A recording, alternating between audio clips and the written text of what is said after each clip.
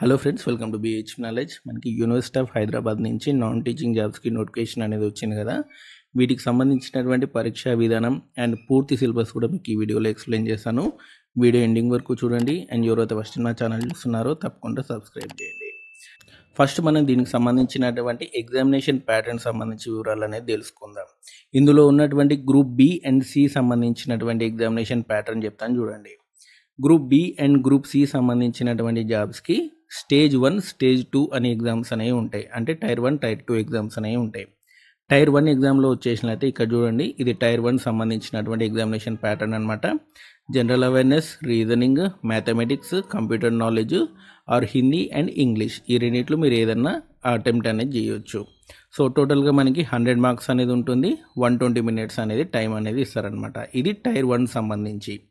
And ఆ తర్వాత మనకి టైర్ 2 సంబంధించి కూడా పేపర్ అనేది ఉంటుంది. టైర్ 1లో కొంతమందిని సెలెక్ట్ చేసి, అంటే ఎవరైతే స్కోరింగ్ ఎక్కువ వచ్చిందో వాళ్ళని టైర్ 2కి సెలెక్ట్ చేస్తారనమాట.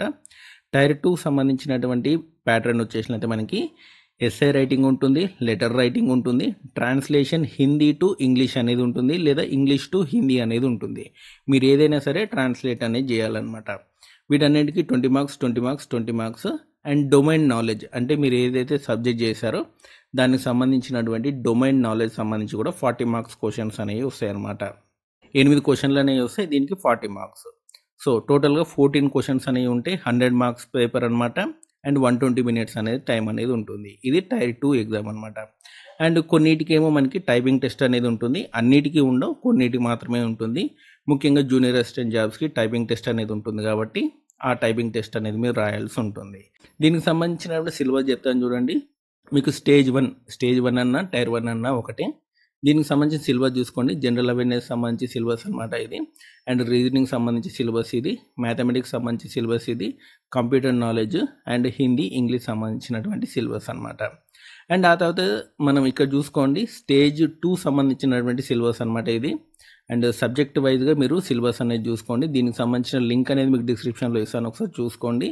సబ్జెక్ట్ వారిగా, అంటే పోస్టుల వారిగా, సబ్జెక్టుల వారిగా సిలబస్ అనేది ఒకసారి చూసుకోండి. స్టేజ్ 2 సంబంధించిన సిలబస్ కూడా మీకు డిస్క్రిప్షన్ లింక్లో ఇచ్చాను.